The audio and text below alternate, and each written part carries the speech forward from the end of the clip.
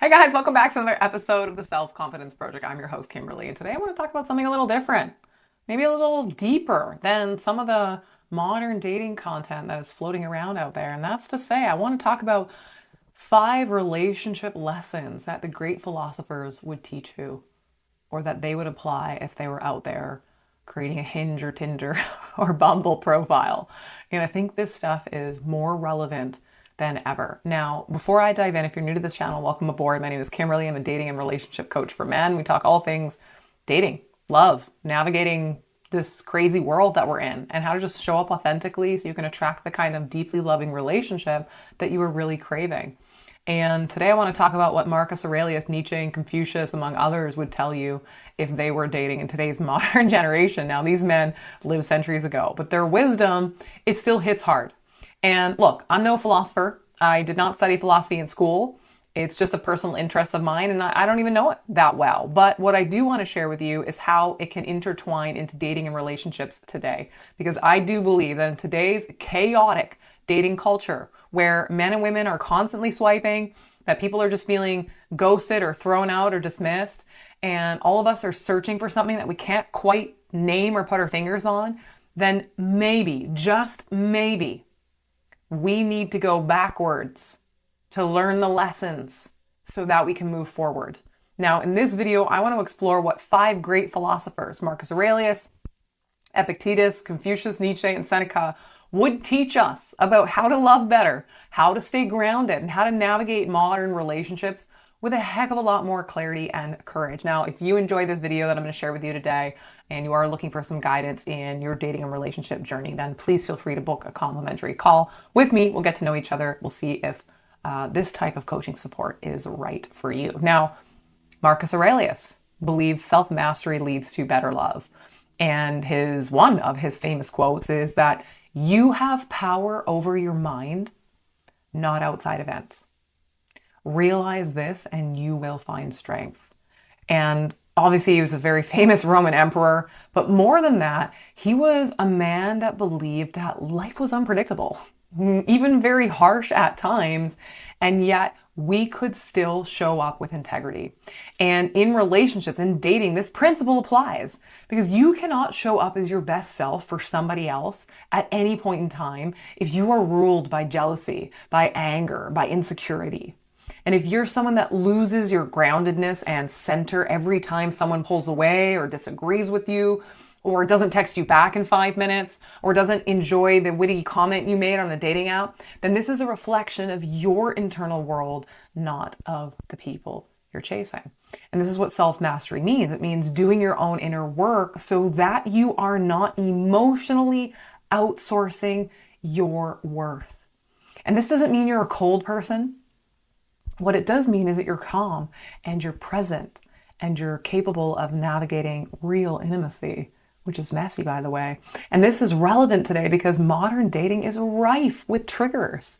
We got ghosting and breadcrumbing and narcissists galore and mixed signals and online rejection and offline rejection.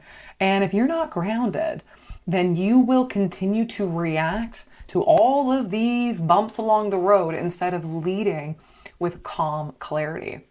So if Marcus Aurelius was here just chumming up next to you on the sofa and he said, look, man, when conflict or uncertainty arises in dating, are you leading with emotional maturity or are you spiraling into doubt and control and reactivity? So ask yourself, right? Now, what about Epictetus? He believes that you can't control a woman, only your responses, or you can't control outside events, only your responses, right? He says that it's not what happens to you, but how you react to it that matters.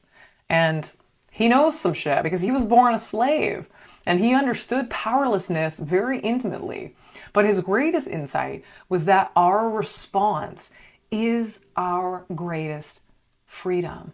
But look at the world today. Look at how people are reacting to the world and the kind of challenge we're seeing on social media and the hate that we are seeing in this world and the complications we're seeing in dating. And honestly, when we're dating, this is everything. Our response is everything because you cannot control if a woman texts you back. You can't control if the woman that you find attractive is emotionally available. You cannot control whether a connection you have with someone lasts forever. We want to feel like we can control these things, but we can't. But what you can control is your own mindset. You can control your own energy, and you are in control of how you respond. So do you spiral into self-doubt? Or do you stay very grounded and walk away from someone when you know that they're not right and keep your dignity intact? Now, emotionally mature men don't try to weave or control the outcomes. They control their own character. Strong women do this too. And why this is relevant today is because so many daters, men and women, attach their identity to how the person they're trying to chase is responding to them, right? So in the context of men, you often attach your identity to how women respond to you. And that dependency, guys, creates a lot of emotional chaos. So your power actually lies in your detachment from the outcomes, not apathy, right? Not indifference to the world and to women at large, but detachment from the outcome. This is self-respect. So do you feel like a man who is grounded and steady in how you respond to women, to the world? Do you overthink? Do you chase? Do you take everything personally? Is everything a personal attack against you? Right? Something to think about here. Now, Confucius, right? Well, one of his famous quotes is, "The superior man is modest in his speech, but exceeds in his actions." How does this relate to modern dating? Well, he believed that character is revealed through consistency and conduct, not empty words, not "I'm gonna love you right," or a lot of this bravado. And in relationships, well, this really is everything. Because in today's world, there's all this talk, right? Talk about intentions, talk about wanting something real, talk about respect and honesty, but talk is cheap. And Confucius reminded us that real connection is actually built when your actions, guys, speak louder than your promises. You show up on time, you follow through, you demonstrate your interest through care, not through pressure. And this is so relevant today because such a big part of modern dating is performance-based. How well can we capture someone's attention when we approach them at the bar? How well can we show up and create an impression on our first date? People say all of the right things, and they might even get you hooked by saying that. Or maybe you're the kind of guy that, makes these grand promises to women too. But what does your follow through look like? Because women today are definitely looking for alignment between what a man says and what he does. And you are wanting the same from women too. We all want this alignment. So are you the kind of man that shows up or whose actions, actually speak for you? Or are you relying on charm, flirtation, and all these fancy words without actually backing them up consistently? Like when you say you're looking for a deep, genuine connection, like do you even know what that means and how to show up as someone that can cultivate that in a relationship? I think there's a lot of self-reflection that will lead us to the kinds of relationships we want to have. Instead of searching for a partner to be perfect and fulfill all our needs, I think we need to be asking ourselves, how can I just become a better version of myself? So naturally, that ends up being what attracts great people to you. And the journey doesn't end there, right? It continues with your partner for the rest of your life. So what does Nietzsche have to say about this? Well, obviously, he's not all about chasing comfort. It's about seeking meaning in love. And one of his very famous quotes was, "He who has a why to live can bear almost any how." And he was not about playing it safe. He believed that in life, real life was really about struggle, meaning, and purpose.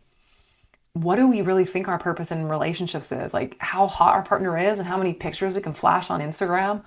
Where is our meaning now? And a lot of us are chasing comfort in relationships. We want someone who likes the things we likes. Likes the things we likes. Right? We want someone who doesn't challenge us. We want someone who is, going to avoid conflict in our relationships, or someone that we don't have a lot of conflict with, or we're just going to choose a partner that kind of fills a void in our life. This is all just chasing comfort. But a great relationship will challenge you, it will stretch you, and you will be confronted and asked to grow to listen, to show up when it's hard. Because if you're searching for a woman who makes life easy for you, good luck. I can say on behalf of all women, we might be well-intended, but we won't make life easy for you. You want to start looking for a woman who's going to make life meaningful for you. And this is relevant today because we are taught to look for compatibility and ease, right? Oh, my nervous system has to feel totally relaxed on every date and every interaction that I have with this person. But no, real meaning has friction, it has growth, it has emotional risk. So ask yourself, are you seeking out partners who just make you feel safe? Or are you seeking out partners who inspire you to become more of who you truly are? Women that actually encourage you to grow as an individual. Now, what about Seneca? Okay, his famous quote, one of his famous quotes is, difficulties strengthen the mind as labor does the body. And he taught us that hardship is not a curse, it's a teacher. And in love, well, I'll tell you this thing, discomfort is unavoidable. Many of you men watching my channel will have come out of divorces. You know that discomfort is there and that you can't avoid it. And if you're trying to search for a partner who doesn't rock your world in the pros and the cons, you're going to avoid the truth of the meaning of your relationship. You're going to have doubts. You will experience miscommunications. You will sometimes wake up wondering, is this even worth it? It feels really hard right now. And so many men and women are bailing when the honeymoon ends. When you get 6 months into a relationship, a year into the relationship, and real life sets in, it's like, oh, it's too hard. We've had an argument. I'm seeing our differences. I'm just going to jump ship and get on to Tinder or Hinge or Bumble or Match and find someone else that, brings more ease and comfort into my life. But that is fear disguised as logic, because real love will ask you to stay, and it will force you to sit with discomfort, and you will need to grow through it and not run from it. And now, all of this being said, that doesn't mean I'm encouraging you to stay in a toxic relationship. Obviously not. But it does mean being mature enough to work through discomfort instead of chasing the next high or the next woman that makes your life feel easy for a short amount of time. And this is so relevant today because so many people are dating with a foot out the door, right? It was like, well, I feel like I have other options, so I'm not really going to fully expose myself here. But real intimacy doesn't emerge when you're 1 foot in, 1 foot out. It only emerges after you've actually gone through some shit with somebody, right? Whether you've actually weathered some storms with a person.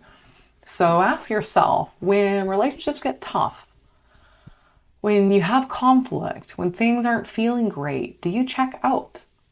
Or do you lean in with patience and presence? And what I mean by presence is, are you really there? Are you in it, even in the discomforting or uncomfortable moments? Can you still be there? Relationships are not supposed to be easy. They are supposed to be worth it. And I think that a lot of us have forgotten that relationships are about them being worth it, not easy. Marcus Aurelius, Epictetus, Confucius, Nietzsche, Seneca, none of these men were dating coaches. Can you imagine that? I'm sure they're going to create an AI philosopher that you can get wisdom from. Don't know if you want to do that, but I'm sure it's coming. If I've thought of it, someone else has thought of it. Nonetheless, their lessons still apply, because at the core of it, dating, guys, love is not about finding a perfect person. There is no perfect person. There is no perfect relationship. You're not perfect. You never will be. None of us are perfect. It is about becoming the kind of person who can love deeply, who can love patiently, who can love wisely. And I hope this video spoke to you. And if it did, and you know more about these philosophers than I do, I would love to hear your comments about other lessons that they have taught us. I want to know which philosopher you resonate the most with. And if you are ready to bring more purpose, more clarity, more integrity into your dating life, then I would love to have a conversation with you, see if we're a good fit. If not, I can happily point you in some other directions that could be useful for your dating journey, because my goal, my mission is just to support more people to have happy, healthy relationships. And until next time, Be thoughtful, be bold, lead with integrity. What would Nietzsche do? What would Marcus Aurelius do? What would Seneca do in this texting dynamic with this woman who's driving you insane? Guys, I hope you enjoyed today's video. I'd love to hear your comments and thoughts. Have you heard of a video like this before? If you had a dating coach talk to you about the lessons of the philosophers, I'd love to hear. I'd love to hear what more types of videos you want to hear and see from me. Please leave your thoughtful comments below. And of course, until next time, guys, ciao.